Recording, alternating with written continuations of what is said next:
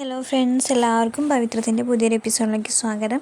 നമ്മുടെ വീഡിയോ ആദ്യമായിട്ട് ആരെങ്കിലും കാണുന്നുണ്ടെങ്കിൽ വീഡിയോ ഇഷ്ടമാവുകയാണെന്ന് വെച്ചാൽ ഒന്ന് ലൈക്ക് ചെയ്ത് സബ്സ്ക്രൈബ് ചെയ്ത് സപ്പോർട്ട് ചെയ്യണം. അപ്പോൾ അങ്ങനെ വേദ ദേഷ്യപ്പെട്ടുള്ളിലേക്കൊക്കെ പോകുന്നുണ്ട് കേട്ടോ. ശ്രീനിവാസൻ സാറ് മടങ്ങി പോകുന്നുണ്ട്.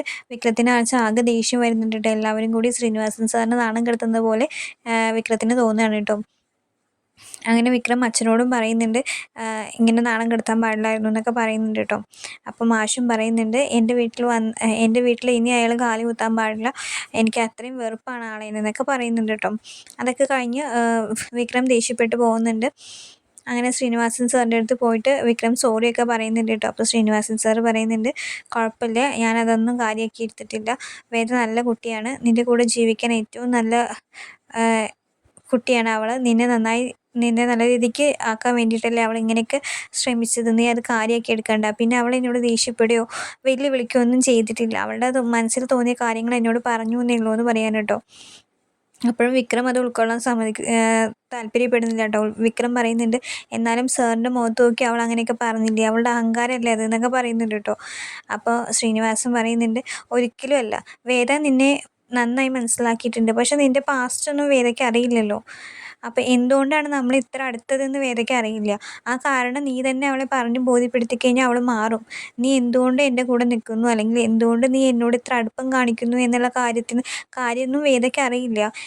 നിനക്കൊരു കഴിഞ്ഞ കാലം ഉണ്ടായിരുന്നു, അല്ലെങ്കിൽ നീ ജയിലിൽ പോയി കടന്നു എന്ന് മാത്രമേ അവൾക്ക് അറിയുള്ളൂ.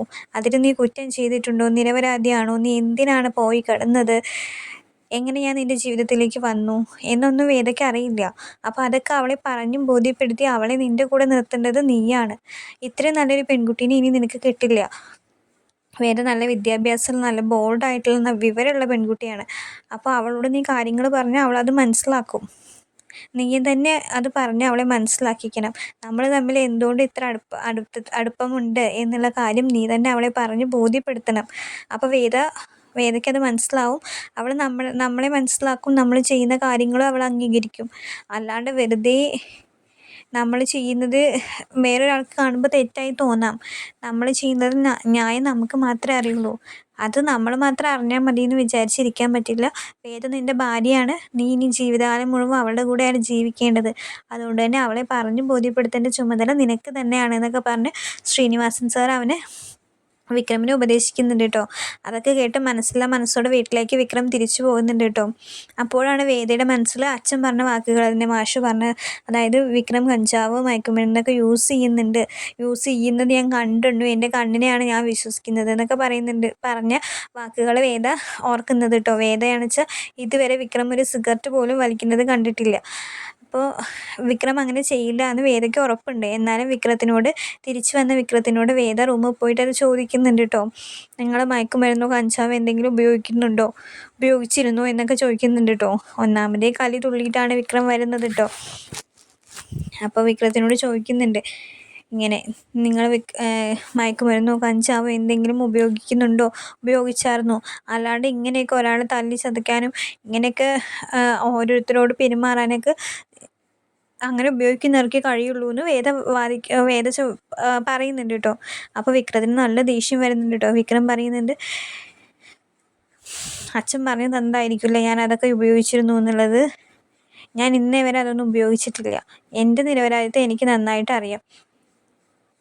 ഇനിയിപ്പോൾ നീ കൂടി അത് അല്ലെങ്കിൽ ചെയ്തതിനും ചെയ്യാത്തതിനും എന്നെ കുറ്റപ്പെടുത്താനേ അച്ഛൻ തുനിഞ്ഞിട്ടുള്ളൂ.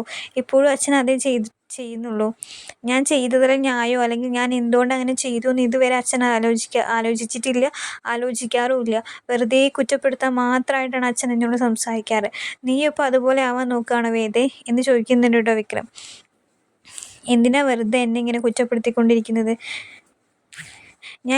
ഞാൻ ഒരുപാട് അനുഭവിച്ചിട്ടാണ് ഇപ്പോൾ ഈ ഒരു ജീവിതം ഞാൻ തിരഞ്ഞെടുത്തത്. അന്നൊന്നും എന്നെ മനസ്സിലാക്കാൻ ആരും ഉണ്ടായിട്ടില്ല. ഞാൻ ചെയ്യാത്ത കുറ്റത്തിനാണ് ഞാൻ 7 വർഷം ജയിലിൽ കിടന്നത്. അന്ന് ഞാൻ ഏറെ സ്നേഹിക്കുന്ന ആളായിരുന്നു എൻ്റെ അച്ഛൻ. എൻ്റെ അച്ഛൻ പോലും എന്നെ ഒന്നും മനസ്സിലാക്കിയിട്ടില്ല. അല്ലെങ്കിൽ നീ അത് ചെയ്യില്ല എന്നുള്ള ബോധ്യം അച്ഛന് ഉണ്ടായിരുന്നില്ല. ഞാനത് ചെയ്യില്ല എന്ന് അച്ഛന് ഉറപ്പിച്ച് പറയാൻ പറ്റില്ലായിരുന്നു. അച്ഛന് പോലും എന്നെ വിശ്വാസം ഉണ്ടായിരുന്നില്ല. അത്രയും ഞാൻ സ്നേഹിച്ച എൻ്റെ അച്ഛന് എന്നെ വിശ്വസിക്കാൻ പറ്റിയില്ല എന്നുള്ളതാണ് എന്നെ തളർത്തിയത്. ഏറ്റവും കൂടുതൽ ആ ശിക്ഷ കിട്ടിയതിലോ ഒന്നും ഞാൻ തളർന്നിട്ടില്ല. എൻ്റെ അച്ഛൻ എന്നെ വിശ്വസിക്കാനോ ഞാൻ പറഞ്ഞ കാര്യങ്ങൾ വിശ്വസിക്കാനോ എൻ്റെ അച്ഛൻ തയ്യാറായിട്ടുണ്ടായിരുന്നില്ല. അച്ഛനൊരു മുൻവിധി വെച്ചിട്ട് തീരുമാനിക്കുകയായിരുന്നു. അച്ഛൻ്റെ കണ്ണിൽ കണ്ടത് കണ്ണിലെന്തോ കണ്ടു. പക്ഷെ ഞാനത് ചെയ്തോ ചെയ്തില്ലേന്ന് അച്ഛൻ എന്നോടൊരു വാക്ക് ചോദിച്ചിട്ടുണ്ടായിരുന്നില്ല. അച്ഛനൊരു മുൻവിധിയിൽ പ്രവർത്തിക്കുകയായിരുന്നു. അതിലെനിക്ക് നഷ്ടമായത് എൻ്റെ ജീവിതമായിരുന്നു, എൻ്റെ പഠിത്തമായിരുന്നു, എൻ്റെ കോളേജ് ലൈഫായിരുന്നു. അതൊക്കെ ഞാൻ വേണ്ടെന്ന് വെച്ചത് അത്രയും വേദന സഹിച്ചുകൊണ്ടായിരുന്നു എന്നൊക്കെ വിക്രം പറയുന്നുണ്ട് കേട്ടോ. അപ്പോൾ അതൊക്കെ കേൾക്കുമ്പോൾ വേദയ്ക്ക് വിഷമമാവുകയാണ് കേട്ടോ. കാരണം അത്രയും അക്കാഡമിക് ബ്രില്യൻസ് ഉള്ള ഒരാളായിരുന്നു വിക്രം. അത്രയും നന്നായി പഠിച്ചിരുന്ന വിക്രം അതൊക്കെ ഉപേക്ഷിച്ച് ഇങ്ങനൊരു ജീവിതം തിരഞ്ഞെടുത്തതിൽ മാഷിനും ഒരു പങ്കുണ്ട്. മാഷിനാണ് ഏറിയ പങ്കെന്ന് വേദ അപ്പം തിരിച്ചറിയാനുണ്ടോ. കാരണം വിക്രം ചെയ്യാത്ത കുറ്റത്തിനാണ് ജയിലിൽ കിടന്നത്. പക്ഷെ അന്ന് അവന് വേണ്ടി വാദിക്കാനോ അല്ലെങ്കിൽ അവന് വേണ്ടി സംസാരിക്കാനോ മാഷ് തയ്യാറായിരുന്നില്ല. മാഷിൻ്റെ ഊഹം വെച്ച് അവനെ ആരുടെയൊക്കെ കൂടെ കണ്ടു എന്നുള്ള, അല്ലെങ്കിൽ അവൻ്റെ കൂടെയുള്ള ഫ്രണ്ട്സ് ഇതൊക്കെ ഉപയോഗിക്കുന്നവരാണ് എന്നുള്ളൊരു മാനദണ്ഡം വെച്ചിട്ടും അവനെ കോളേജിൽ ഉപദ്രവിച്ച ഈ കഞ്ചാവൊക്കെ വിൽക്കുന്ന ഒരാളെ അവൻ തല്ലിയതിൻ്റെ പ്രതികാരം തീർത്തതാണ് ആൾ. പക്ഷെ അതൊന്നും പറഞ്ഞ് മാഷിനെ മനസ്സിലാക്കാൻ വിക്രം ശ്രമിക്കുമ്പോഴും അതൊന്നും മനസ്സിലാക്കാനോ കേൾക്കാനോ മാഷ് തയ്യാറായിരുന്നില്ല. അങ്ങനെ വിക്രം അത് ചെയ്തു എന്ന് തന്നെ മാഷും വിശ്വസിച്ചിരുന്നു. അങ്ങനെ മാഷ് അവനെ പോലീസ് സ്റ്റേഷനിൽ ഇറക്കാനോ കോടതിയിൽ വക്കീലിനെ വെച്ച് വാദിക്കാനൊന്നും സുധാകരൻ മാഷ് തയ്യാറായിരുന്നില്ല. വീട്ടിലൊരാളെയും അതിന് അനുവദിക്കുകയും ചെയ്തിട്ടുണ്ടായിരുന്നില്ല. പോലീസ് സ്റ്റേഷനിൽ പോയി വിക്രത്തിനെ കണ്ടു കഴിഞ്ഞാൽ പിന്നെ വീട്ടിലേക്ക് തിരിച്ചു വരണ്ടെന്ന് എല്ലാവരോടും സുധാകരൻ മാഷ് താക്കീത് ചെയ്തിരുന്നു. അപ്പോൾ അങ്ങനെയൊക്കെ വിക്രത്തിന് ഒഴിഞ്ഞു കളഞ്ഞ സമയമായിരുന്നു അത്. അത്രയും നന്നായി പഠിച്ചിരുന്ന വിക്രമിന് പെട്ടെന്ന് ഇങ്ങനെ ഒരു മാറ്റം, അല്ലെങ്കിൽ പെട്ടെന്ന് ഇങ്ങനൊരു പ്രശ്നം വന്നപ്പോൾ അവൻ്റെ കൂടെ നിൽക്കാൻ അവൻ്റെ വീട്ടിൽ ആരും ഉണ്ടായിരുന്നില്ല. അവനെ ഏറെ സ്നേഹിച്ച അവൻ്റെ അച്ഛൻ തന്നെ അവനെ കൈയൊഴിഞ്ഞപ്പോൾ വിക്രം ഇങ്ങനെയൊക്കെ ആയിപ്പോയതാണെന്ന് വേദ മനസ്സിലാക്കുന്നുണ്ട് കേട്ടോ. അല്ലെങ്കിൽ ഇങ്ങനെയൊക്കെ ആയിപ്പോയതാണെന്ന് വിക്രം തന്നെ വേദയോട് തുറന്നു പറയുന്നുണ്ട് കേട്ടോ. അന്ന് ഞാൻ ഏറെ സ്നേഹിച്ച എൻ്റെ അച്ഛൻ എൻ്റെ കൂടെ നിൽക്കാൻ പറ്റിയിട്ടുണ്ടായിരുന്നില്ല. അന്ന് എന്നെ സഹായിച്ചത് ശ്രീനിവാസൻ സാറാണ്. ഇപ്പോൾ ഞാൻ ഇങ്ങനെയെങ്കിലും ഞാൻ ജീവിക്കുന്നുണ്ടെങ്കിൽ അതിൻ്റെ കാരണം ശ്രീനിവാസൻ സാറാണ്. അന്ന് ഞാൻ അനുഭവിച്ച മാനസികാവസ്ഥയൊന്നും ആർക്കും പറഞ്ഞാൽ മനസ്സിലാവില്ല. വീട്ടിൽ നിന്നൊന്ന് പുറത്തിറങ്ങാൻ പോലും പറ്റാതെ, എൻ്റെ നിരപരാധിത്വം തെളിയിക്കാൻ പറ്റാതെ എന്നെ ഒന്ന് സഹായിക്കാൻ പോലും ആരും ഉണ്ടായിരുന്നില്ല അന്നൊക്കെ എനിക്ക് താങ്ങായിട്ട്, അല്ലെങ്കിൽ എന്നെ ഇന്നിപ്പോൾ ഞാൻ ജീവിച്ചിരിപ്പുണ്ടെങ്കിൽ അത് സുധാകരൻ മാഷ് കാരണമല്ല, അത് ശ്രീനിവാസൻ സാറ് കാരണമാണ്. അതുകൊണ്ട് എനിക്ക് ശ്രീനിവാസൻ സാറിനെ വെറുപ്പിക്കാനോ അയാളെ ഉപേക്ഷിച്ച് പോരാനോ പറ്റില്ല. അയാളുടെ അടിമയായിട്ട് എനിക്ക് ആളുടെ കൂടെ നിൽക്കുന്നതിൽ സാറിൻ്റെ കൂടെ നിൽക്കുന്നതിൽ സന്തോഷമേ ഉള്ളൂ. ഇത് നിനക്ക് എങ്ങനെ മനസ്സിലാവുന്നു എന്ന് എനിക്കറിയില്ല വേദ. പക്ഷേ ശ്രീനിവാസൻ സാർ അന്ന് എന്നെ സഹായിച്ചത് എനിക്ക് മറക്കാൻ പറ്റില്ല. കാരണം ഞാൻ ചെയ്യാത്തൊരു തെറ്റിനാണ് ഞാൻ അന്ന് ശിക്ഷ അനുഭവിച്ചത്. ഇന്നും ഞാൻ ആ തെറ്റ് ചെയ്തിട്ടില്ല. ഇനി ഞാൻ ഒരിക്കലും അങ്ങനെ ഒരു തെറ്റിൻ്റെ പാതയിൽ പോലും ചെയ്യില്ല. പക്ഷെ അതൊന്നും എൻ്റെ അച്ഛന് മനസ്സിലാക്കാൻ പറ്റിയിട്ടില്ല ഇന്നേ വരെ. ഇനിയിപ്പോൾ അച്ഛൻ മനസ്സിലാക്കണമെന്ന് എനിക്കില്ലാന്നും വിക്രം പറയുന്നുണ്ട് കേട്ടോ. അപ്പോൾ വിക്രം മനസ്സ് തുറന്ന് വേദയോട് സംസാരിക്കുകയാണ് കേട്ടോ. വേദ കൂടി വിക്രത്തിനെ കുറ്റം പറയുന്ന പോലെ പെരുമാറിയപ്പോൾ, അതായത് വിക്രം കഞ്ചാവൊക്കെ യൂസ് ചെയ്യുമോ എന്ന് ചോദിച്ചത് തന്നെ വിക്രത്തിന് വല്ലാത്തൊരു വിഷമം ഉണ്ടാക്കുന്നുണ്ട് കേട്ടോ. വിക്രം വേദേനെ അത്രമാത്രം സ്നേഹിക്കുന്നുണ്ട്, പുറത്ത് കാണിക്കുന്നില്ലെങ്കിലും.